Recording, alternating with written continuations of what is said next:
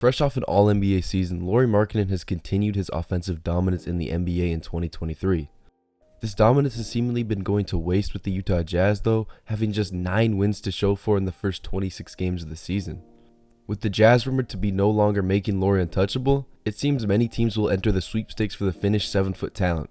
Danny Ainge is going to be looking for 3 main things in the trade for Lauri Markkanen: draft capital, cap room, and young talent.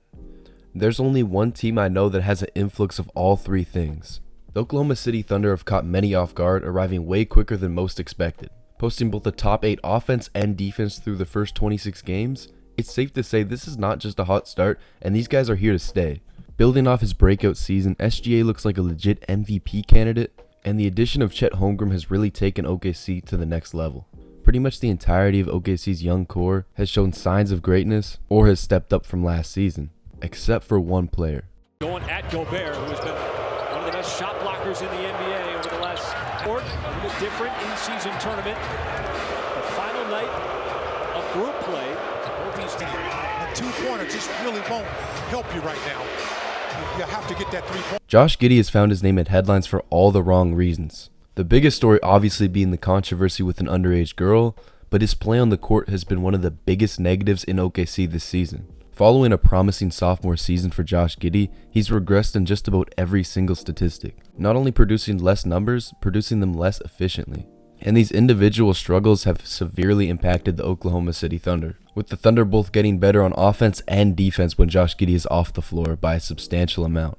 In my opinion, the only way for Josh Giddey to tap into his potential is a change of scenery. Now obviously the Oklahoma City Thunder is a great spot for any young player to play in, as they are a great space team and a great defensive team as a unit. But with the controversy and many teammates deleting media with Josh Giddey, it's very clear there's a rift in the Oklahoma City Thunder's locker room with Josh Giddey. OKC is top 10 in cap room, and we all know about their draft capital situation. I mean, these guys have too many picks to even fit on an NBA roster.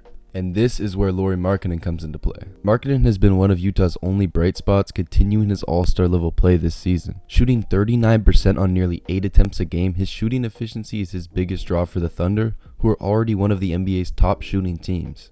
Adding this type of shooting would have the entirety of OKC's starting lineup shoot above 35% from 3, besides Shai, who more than makes up for it with his mid-range and slashing ability.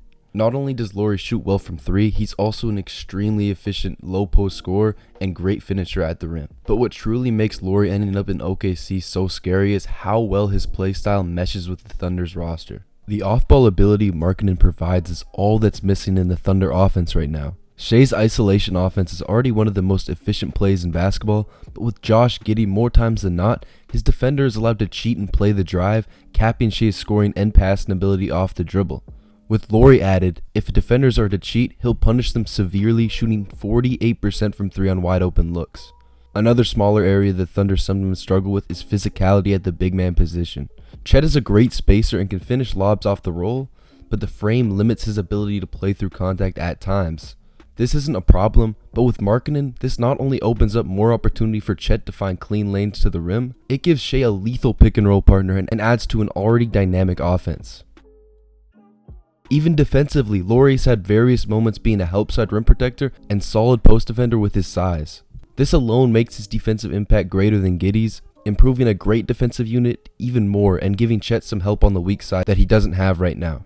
As for the trade package, there's so many routes pressed he can go. 2 to 3 first round picks, Josh Giddey, and a young player that doesn't really get a lot of playing time like Trey Mann, Aaron Wiggins, or even Ousmane Dieng would be able to get this done in my opinion. Even then, the Thunder can afford to overpay and use up to 4 firsts if they need to. Because even in a hypothetical they use 4 first round picks, even if they used 4 first round picks to trade for Lauri Markkanen, they would still end up top 3 in future first round selections in the entire NBA. Markkanen isn't a necessity for the Thunder by any means, but they are evidently in a win-now situation regardless of their core being one of the youngest in the league.